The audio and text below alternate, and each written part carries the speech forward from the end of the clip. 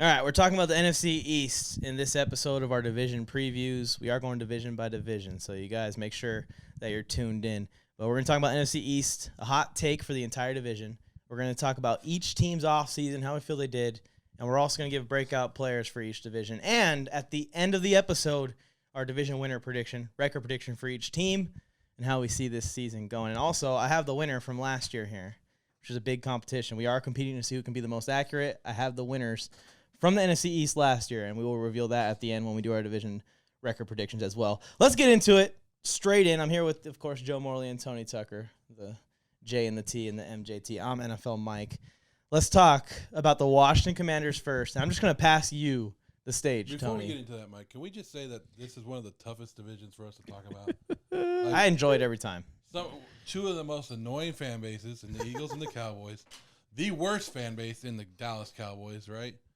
I would think so, but this is going to be very tough for me to make it through this division and be nice about it. But I'll put a smile and just go. I don't know how you're talking about worst fan bases, Joe. Like, literally, this exact screen that you're on right now is displaying the Raiders fans. They all have season tickets to SoFi Stadium, but they don't even show up when the Niners come to town and play the Raiders in their own stadium. I mean, look, there you are. You're in SoFi right now. Chargers are playing. The Raiders are playing somewhere else in another part of the country. I didn't pick this and you're background. missing it. You're missing it. I didn't pick this background. I purposely didn't wear any Chargers gear today because I want to appear unbiased until I give the Chargers a 17-0 record on that show. See, I just wear Raider stuff just to piss people off. It works. So then they go, why is that Raider fan and that fat guy talking about my team? And I'm like, because I can. They gave me a microphone and they put me in a camera, and I can talk about your team. And you're still watching. Because I got the day off from work. Joe, that T-shirt drives engagement. I will say that. It drives engagement. This was probably the best purchase I've ever had. Fanatics, if you still want to sponsor, I'm right here. They got big sizes, guys. They got big sizes. Tony, I forgot. Hot takes actually first for the division. Hot takes. I didn't really cook anything up as a hot take for this. So Brian Robinson Jr. leads the NFL in rushing this year. Woo! Hot! Woo! Woo! I got to go. It's so hot over here. Oh, my gosh. There it is. My hot take seems lame. I'm like next to you. You just burnt me with that take, Tony. I'm like, damn. Your arms are peeling already. Yeah, look at this. Wow. This is crazy. Mine is, I was not expecting that. I have one QB in the division that got paid thriving and the other absolutely stinking. And I'll reveal that as we get into the show more. Joe, give your hot take. That's not a hot take. Yeah. That's bull crap right there. Pretty hot take, $50 million man. One guy that could be amazing. And we all know you're going to go and get down on Dak Prescott. Oh, yeah, totally. Like, we all know. Yeah. Like, you're not hiding it from nobody, Mike. Totally. Just might as well come out Yeah. and say, Mike's like, hi, I'm here. Totally. Closet Cowboys fan. Totally. It's like everybody knows what's coming. But anyway, hot take, Eagles won't win the division. Okay. Oh. That's a little spicy. Yeah. Spicy one. All right. Starting with the Commanders. Tony, what's your thoughts on the Commanders offseason? How do you feel they did? Do you need me to list off the things? I'm pretty sure you're basically you got the whole Commanders team in your head at all times, right? I do not, but I really like the direction the Commanders are going, especially because you get a new owner. Like, no need to make crazy changes right when you get in there. Like, let this season play out. Let some evaluations happen. See what you have with Sam Howell. I like that you bring in a veteran like Jacoby Brissett that's going to help him move along. And this defense is always just looking for the opportunity to have an offense that can carry its end of the bargain. And I think that Sam Howell can do that to a certain extent. And it's really because they play in one of the toughest divisions. Like, I think the Eagles and Cowboys are two of the top 8 to 10 teams in the league right now. And you have 4 games against them and tough games against the Giants, even though my record prediction won't reflect that. They're so close to being a very good football team, like very, very close. If they ended up winning 11 games this year, I would not be surprised at all. Their defensive line is very, very good. Yeah, they got to get some healthy. secondary help. Secondary's got to step up. Yeah. Yeah. But a great pass rush is what helps a bad secondary. Yeah, and they needed help in the secondary, right? So they drafted a corner. That makes sense, not a running back. And, you know, the just getting Chase Young back is a big deal. Hopefully he can be healthy. Hopefully he can be back to where he was his rookie season. But just getting him back in the lineup, you are forcing the offensive lines to look his way, and Montez Sweat is phenomenal. He's a pass rusher one, in my opinion, in the NFL. And whatever Chase Young brings is just bonus because he's going to distract the offensive lines from getting after Sweat with these double teams. And they have Jonathan Allen and Darren Payne on the inside. I think that this is what they were thinking with the Emmanuel Forbes draft pick. And you know, I've obviously been a critic of that pick. I just don't think that he can be a first-round level corner. I do think he can be an opportunistic, you know, aggressive corner. I've seen some stuff coming out of camp that he's starting some scuffles in the joint practices and stuff. That's exactly what they probably wanted him to bring. And they're thinking, this defensive line disrupts Dak Prescott. Dak Prescott throws an out route that he thinks is wide open. Emmanuel Forbes cuts underneath it. That's what they're probably thinking. Wait, Forbes at 161 pounds is starting fights with other with grown-ups? Mark Andrews. Goodness gracious. Mark Andrews don't want none. Mark Andrews body slammed him. I was just gonna say Mark Andrews would toss him like a trash bag. Like it would just be ridiculous. But see, Washington wanted somebody like Trayvon Diggs, and that's what forced him that way. Somebody who's not afraid to go up there, and he's gonna get his turnovers. Might get burnt every once in a while, but he's gonna get his turnovers, and that's the way the NFL is going. It's kind of like the cornerbacks are made like baseball hitters now. You don't want the guys who can hit for average. You want the guys that hit home runs. And if you can get a home run every once in a while from Forbes, you're good with that pick. What's your guys' thoughts on Sam Howell? Do you think he's going to be able to stand in the fire? Because this offensive line is not going to be good. Spoiler, Commander fans. It's not going to be good. But the weapons around are very good, especially in the short yardage route running. And I think that's especially something to highlight here. Logan Thomas, Curtis Samuel, Jahan Dotson, Terry McLaurin. All good guys at getting open off the line of scrimmage and giving Sam Howell a target before maybe those pass rushers can get there. But Sam's going to have to stand in the fire. He's going to have to take hits this year. He's going to have to deliver accurate passes, or we're going to see Jacoby Brissett before the season's over. But what's your guys' thoughts on Sam Howell? Joe, I'll let you go first this time. Yeah, I think Sam Howell will do all right. My whole overall thought would be I like Eric Bieniemy, so I'm not worried about that offensive line because I think he's going to design plays that's going to help that offensive line out. So I think he'll work with Sam Howell, put him in the right position that he needs to be in and get that offense going down.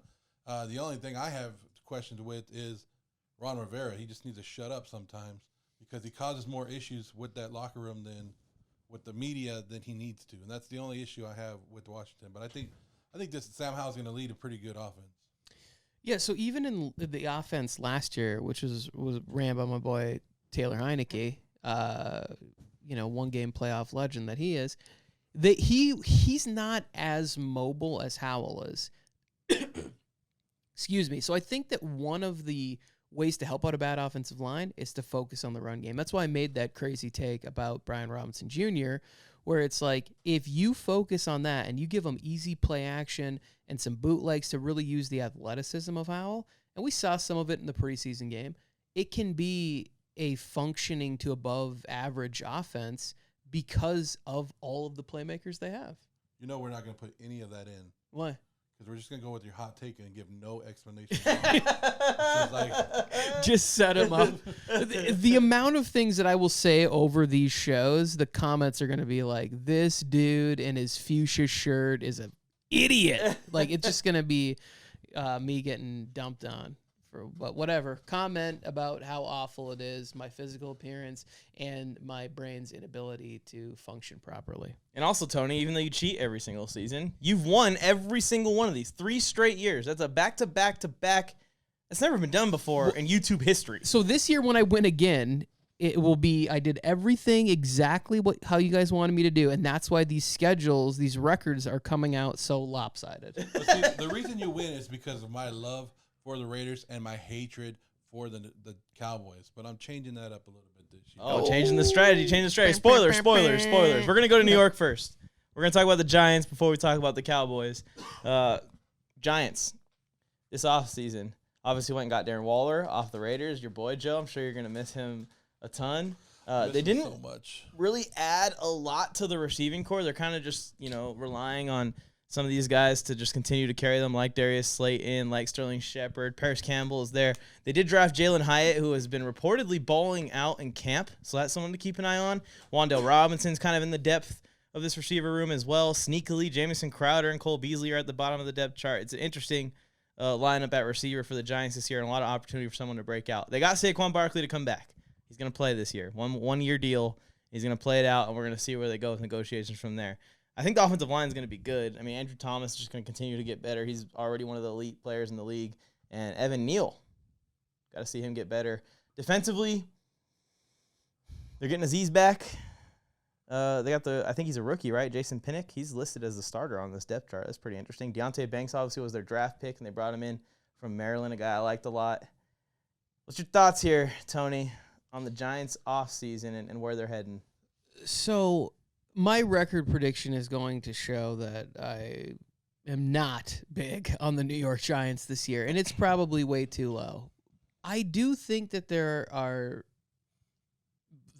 reasons to be optimistic about the team, but also just like when I look at what you did last year, can you function that same way again this year? Like, don't you, if you give Daniel Jones $40-something million a year, don't you need to ask for a little bit more? Like, don't you need to say, like, we need you to throw more than 15 touchdown passes, and we're going to have to lean on you a little bit more? Like, is Saquon Barkley going to be able to handle the same workload that he handled 2 years in a row? We've not seen that before. That's a question mark for me. Darren Waller, the number one receiver on this team, like, he couldn't stay healthy in Vegas. Why is he going to stay healthy for a full season with the Giants? Like, there's just a lot of questions. I still have a few questions about the defense and what's going on there.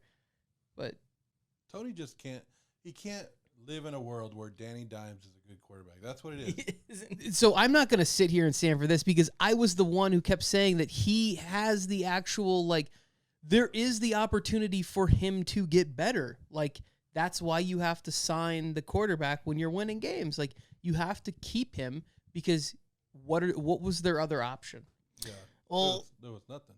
I think he did get a ton better last year. I think he did. I think Sure. that he got better, but it's not up to the level of a $50 million quarterback. It's still not up to the level of a top 10 quarterback. He's right around, the edge of average to me in the league right now, and he hasn't done anything to me that has said that he's going to make just this massive leap and be the quarterback that they need and match that contract. They're trying to pay ahead of production here on Danny Dimes, but really they might just be sinking the future of their roster. Well, if you're a Giants fan, a lot of Giants fans have their expectations up high because of what happened last year. But I think you need to just bring it down just a little bit, because let's be honest, the Giants played above their talent last year. Yeah. They took advantage of a good schedule, and they played won some games that they shouldn't have won, and put them up there with a good schedule. So I don't think the Giants are as good as their schedule was, or their record showed last year. But that's part of their coaching. Coaching showed that it is a big factor in the NFL. And Brian Daboll took that team, and he got them to believe in him year one.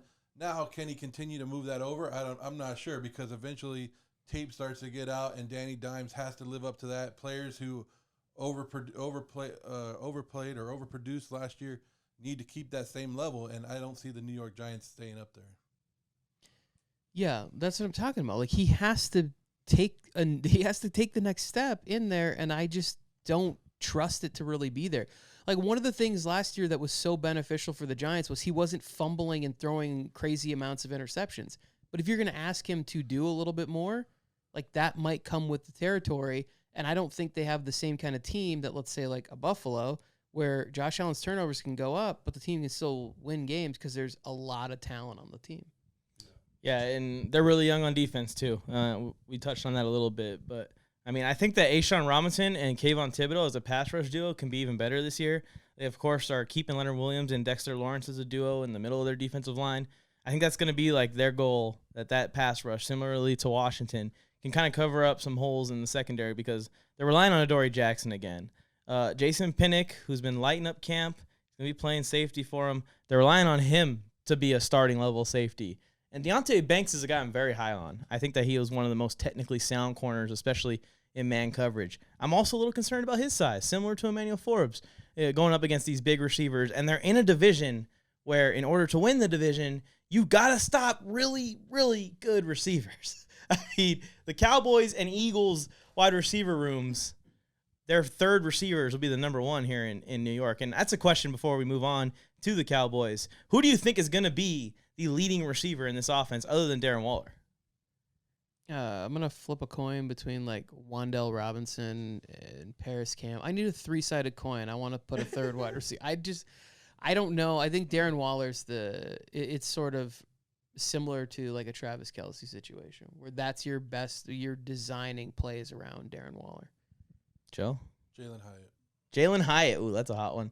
I'm going with baby Mike Evans, Isaiah Hodgins. That you is guys all hate. Baby Mike Evans. Baby Mike Evans, Isaiah Hodgins. Gracious. He's listed as wide receiver 1 on this over all the guys he just mentioned. And he's going to lead the Giants in receiving Somebody yards. spiked Mike's Tampico. Don't tell them. Don't tell them. Anyways, let's go on to Dallas here and talk about the Cowboys. Me and Joe went and saw the Cowboys in person. Look, he's already getting a little upset because he knows he's going to have to give them some compliments here. But Dallas obviously added 2 veterans to this team, the key additions this offseason. They went and got Brandon Cooks and are adding him to the receiver core where they've been looking for a wide receiver too. Michael Gallup just hasn't been healthy enough or good enough to step up. They went and got Stephon Gilmore to be their cornerback too, where some guys have not been good enough and been able to step up. If those 2 guys got some juice left in the tank, those are some huge additions to both sides of the ball, and you just sprinkle them in to a defense that's already really good. You done? You can see me? Yeah, I can see you. With an offense that is also really good. Zach Martin, I think, also signed, so he's good. He's staying, right? Yeah. So go ahead, Tony. Fan yourself with the Cowboys hate if you have to. No, that was Mike gushing and blushing over the Cowboys. Literally They blushing. have You Dak can't see me. Prescott. I literally, my cheeks are getting red. Like, I really am getting going. I'm drooling a little bit. Ooh, Jerry Jones. Spit coming You out. might as well put AT&T Stadium. Oh, that's the next one. It's on order already. That one will be behind me. That one will be behind you guys. Factual, Mike. Factual. Everything you said is right. Super Bowl contenders. If is I'm the year. going to have questions about the quarterback situation with the Giants, I got some questions about the quarterback situation for the Cowboys, where you can't have your worst moments in the biggest spots.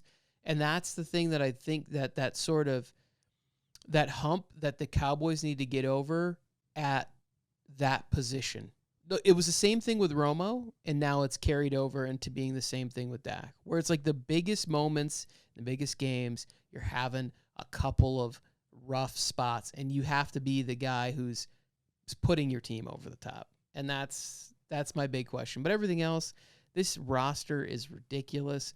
Micah Parsons is going to take over Aaron Donald for everybody. We forgot about J.J. Watt, this entire young generation. Everybody under 25. Aaron Donald's the greatest player I've ever seen. 5 minutes ago, it was J.J. Watt. It's going to be a 3-year run of Micah Parsons being, is this guy the greatest defensive player we've ever seen? Aaron Donald's body isn't even cold. It's not even just Micah Parsons. They added a guy named Mozzie Smith, who's going to just make Parsons' game go up higher. Go blue. This defense right here is going to be a top 5 defense. Yes, sir. Easy. For easily top 5. Especially, oh man, they're going to have such good. And Dallas Cowboy fans will still find a way to cry about Diggs. And I've been telling, I'm preparing Dallas Cowboy fans for this. When you have 2 cornerbacks, 2 good cornerbacks like you do, Gilmore and Diggs, one of them is going to get burnt because it's the NFL. You're end up passing it. Somebody's going to get targeted, and it happens every time you have 2 good cornerbacks. It's probably going to be Diggs, but Diggs is also going to make up for it a lot of the times too. So calm down on that. Just don't get too mad at somebody at the defense because it's the NFL. Offenses are going to put up points. They're going to put up yards. But Dallas is going to be by far one of the best defenses in this league. Now, I think adding Cooks on the other side of CeeDee Lamb, you guys already know. I've been hyping up CeeDee Lamb in fantasy football. I think he's going to be one of the top targeted wide receivers, one of the top wide receivers in just total touchdowns. Mike and I went out to Dallas Cowboy training camp where it looked like he was targeting CeeDee Lamb. Like he was that when they got down to the red zone, who was he finding? CeeDee Lamb. CeeDee Lamb. CeeDee Lamb. Yeah, I'm happy about it. And similarly to what the Chargers did, they have put some depth now behind CD Cooks. Gallup's listed as third receiver, but Jalen Tolbert looked amazing. I thought Jalen Tolbert looked like a starting caliber receiver at camp when I saw him, and I've seen a lot of stuff come out about Jalen Tolbert as well. Kevontae Turpin was running a lot of gadget stuff at practice and NFC East teams. You know, if any of the coaches are tuning into this, Kevontae Turpin is going to be involved in the offense this year. He's not just a returner. So that's exciting to see. They got some depth at that position, especially. They're going to run the damn ball, right, Joe? Tony Pollard looked healthy. Tony Pollard looks exciting. Well, and then if you saw Deuce Vaughn in their first preseason game, he looked exactly like we hoped Deuce Vaughn. And what is it? Something about little running backs that NFL fans love. We love to see guys like Deuce Vaughn size take it and just take it to the house and own it. Well, because most NFL fans are idiots, and they think, well, if he could do it, I could. You couldn't. You couldn't do it. I promise you. And Malik Davis, I think, just has full confidence from the coaching staff. I don't even think I saw him in the preseason game. Did he get a carry? I don't think he had to. I didn't notice him out there, but he is. He's a good player, and I think he's going to surprise a lot. He's locked the I am spot. a little bit worried about the Dallas Cowboy offensive line. I know they brought Martin back, but they brought him back after what? Seeing the preseason game, we're like, oh shit, our offensive line is horrible. Let's go get Martin back in here. So I think if anybody gets hurt on that offensive line, it's gonna be a bad season. So they might be looking for people already. But that's my only issue. But they're not gonna run the damn ball like Mike McCarthy said. He's a damn liar. They're gonna have some good runs with Tony Pollard, but they're gonna pass this ball up and down the field, and they're gonna try to. And I know a lot of people are talking crap about Dak throwing interceptions at training camp and at practice, and I've been doing it because it's great content just to do it. But that just speaks to the defense. Yeah, for sure. All right. Speaking of stacked squads, now let's talk about the Philadelphia Eagles. Fly, Eagles, fly on the road to. We all called the Eagles winning the division last year, and we all were correct. So kudos to us. Let's see what we call this year. The Eagles did a little RB swapping around here. They obviously brought Rashad Penny in, DeAndre Swift to replace Miles Sanders' production. In the receiver room, they're kind of just running it back with the guys they had last year. Obviously, A.J. Brown and Devonta Smith at the top of that. Dallas Goedert hopefully is going to be healthy for them. On defense, especially the Eagles, are absolutely loaded. They have the same guys that they've had, right? Brendan Graham is there. Fletcher Cox is there. Jalen Carter is just being plugged into that, and Nolan Smith is going to be rushing off of the edge with his speed rushes, especially on third downs. Son Reddick's still there. Nakobe Dean's obviously going to get some playing time this year. Miles Jack is their backup linebacker. I mean, you just go down the list. They were able to retain Darius Slay, James Bradbury. This team is, in my opinion, on paper, maybe the best team in the league, especially because of this defense. But I'll let you go ahead, Tony, and let us know your thoughts on Philly. So the one spot was the linebacker area. Like, I don't know if it was because of injuries or stuff they saw in practice, but they ended up signing 2 veteran linebackers recently to bring in there, which is classic Howie Roseman. Just find some good, solid veteran bargains towards the end of camp, maybe even sometime into the regular season. I also like the fact that, like, I wasn't sure that Cam Jurgens, who was a center, was going to be able to play guard, but every time that I hear about it, people are raving about how good he is at guard. And this is just another thing where it's like, well, we'll let Salomalu go to the Steelers because we have somebody on the roster we have confidence in, and then you draft Tyler Steen in case it doesn't work out, or Kelsey retires and you move him over to center. Like, it's just a fantastically put together area, like in the trenches. You know, like every year he seems to be having just a great rotation of youth there. When I watched Jalen Carter in the preseason game, I was so pissed off that he was a Philadelphia Eagle. I was like, it is mind-numbing to me that he could make it all the way to number 9. Like, I'm taking a chance on a guy who's that good. Like, I know people were a little scared off or whatever it is. At a certain point, you just plunge and you make him your first round pick. Like, I don't know that any of those other players will ever do the kind of things that he will do on a football field. Like, it's Yeah. It's a lot like the Michael Parsons situation. He fell to like 8 or 9, right, because of some concerns off the field. But he also sat out. Like I think he sat out like a full season for COVID. That's the thing maybe. that's even more Yeah. impressive about Micah is like he didn't even play like his junior year of football, and he just came in and wrecked shop. Wrecked everybody. The last thing I want to say is they have been playing Nolan Smith at off-ball linebacker, which is another reason why I was a little pissed off that the Chargers didn't take him. But he has been able to flip between the two and give very good reps at edge rusher or a middle linebacker. And to me, that's like you love to have that guy on your team. I think that this backup D-line would start as the Raiders' entirely new D-line if they were traded over there. There's like 5 strays just catching him. Well, he's he's just taking shots at the Raiders, but you would say that defensive. They have 2 basically defensive line. They rotated in and out. Yeah. They led the lead in sacks. I don't think they set the record, but they were close to setting a new season 75 total sack record last year. So they were up there.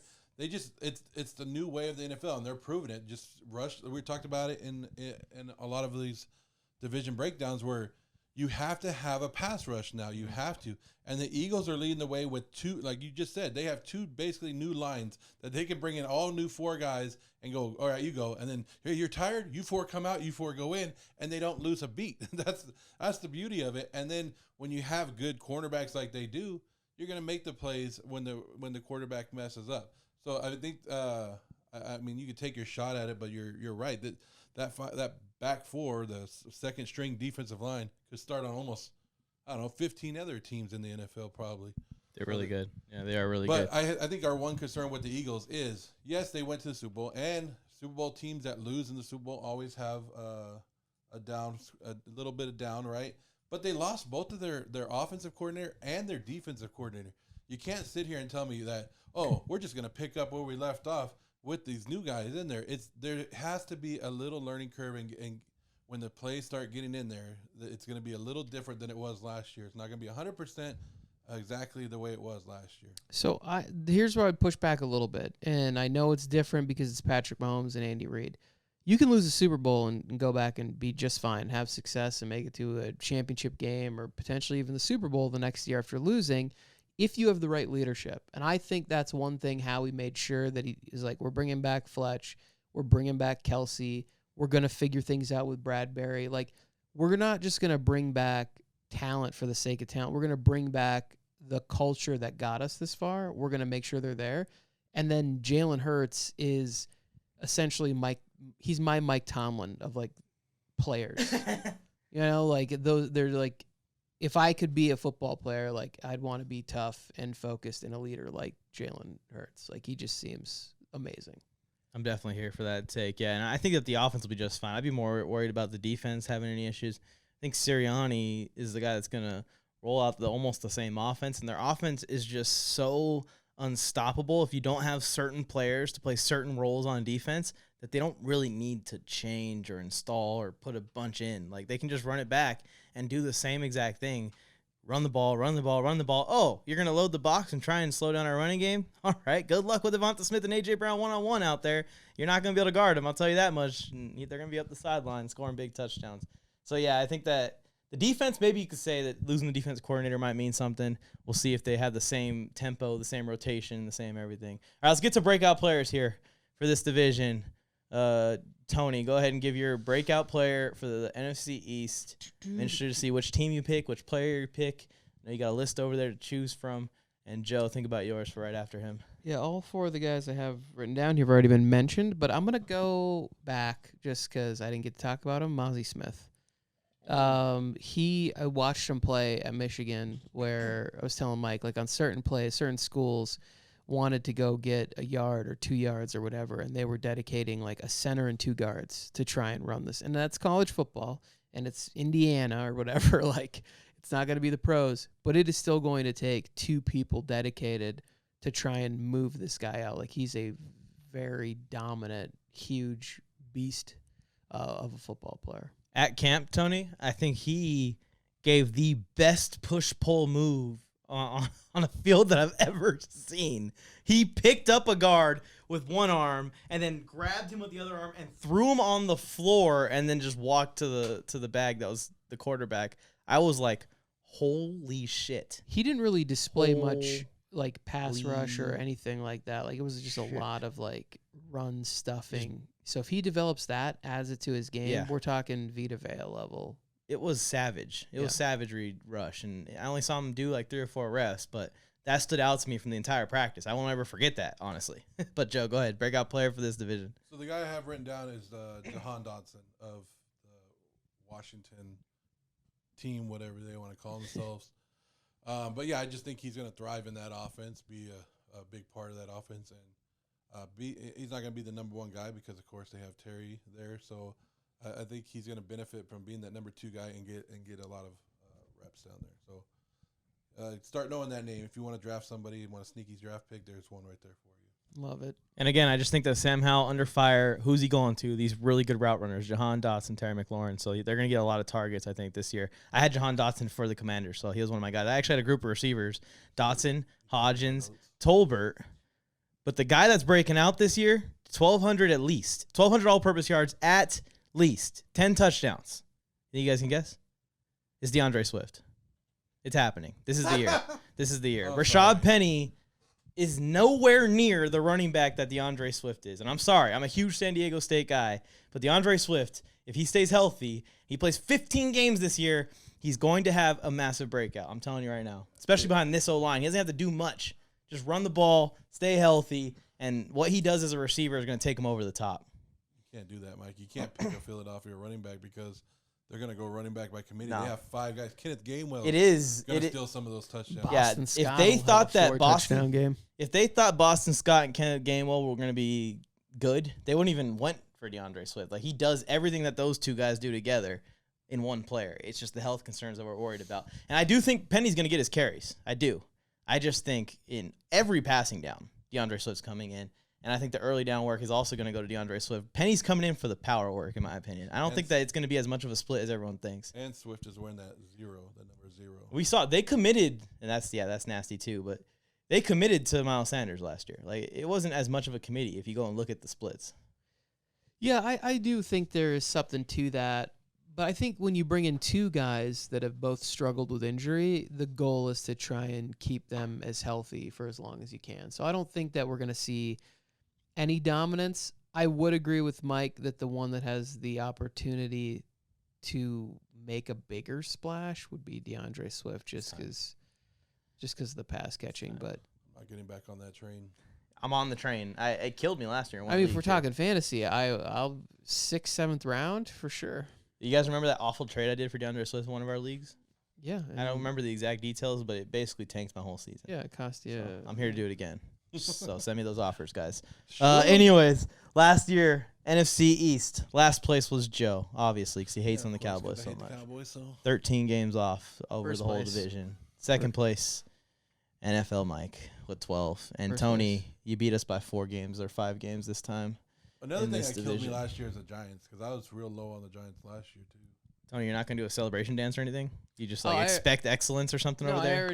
I circled my face with the marker and pointed at this guy. This is your champion right here. Bill Belichick in this. Like, how'd you feel about that 50-0 win? Like, it was great. Well, the crazy thing is that I'm on to this year. I'm talking a lot of shit about how talking about wild Cincinnati, not that team.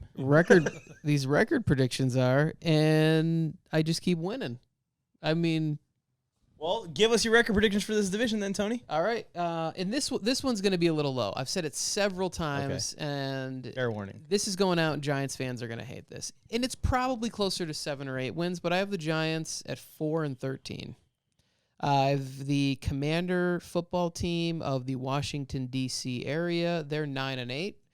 The Dallas Cowboys at 12-5, and the Philadelphia Eagles with the top record in the NFC at 13-4. So you have the Eagles winning back-to-back division championship. Yeah. When's the last time this happened in that division, Mike? It's been a 2009. Yeah, it's been a minute for sure, but I just threw that out there. I don't know. I don't know either. And it's the internet. We could just say whatever we want. We can't. They won't fact check it. They were just like, yeah. It's been, as a matter of fact, it's never happened, and this will be the first time that it's ever happened for a team in the NFC East to win back-to-back.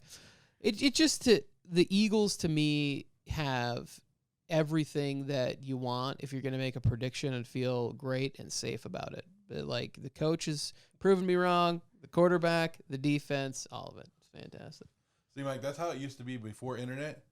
You used to like You can just say whatever you want. Before Google, you would just go to the kitchen and ask like your aunt and be like, "Hey, what's this?" And she'll give you the wrong answer. You'll run with that for years. Yeah, forever. And nobody would question you because they couldn't Google it. Well, that's dumb shit like you can't go swimming after you eat or whatever. And it's like, well, I just looked it up, and the Harvard School of Medicine says this is a fucking lie. It's a myth the whole time. Yeah. But the whole time you were sitting there on the side, watching everybody swim because you just ate a sandwich. Now it's okay. You can eat Cheetos while swimming, and nobody gives a damn. And nobody's worried about like cramping or drowning or whatever. Because Speaking of eating, Joe, go ahead and tell the people about how you see Tony Pollard eating this year, Dak Prescott eating this year. Tell them. I should have done more thought into this and be like, you know what? Last place, the Dallas Cowboys. How about damn Cowboys?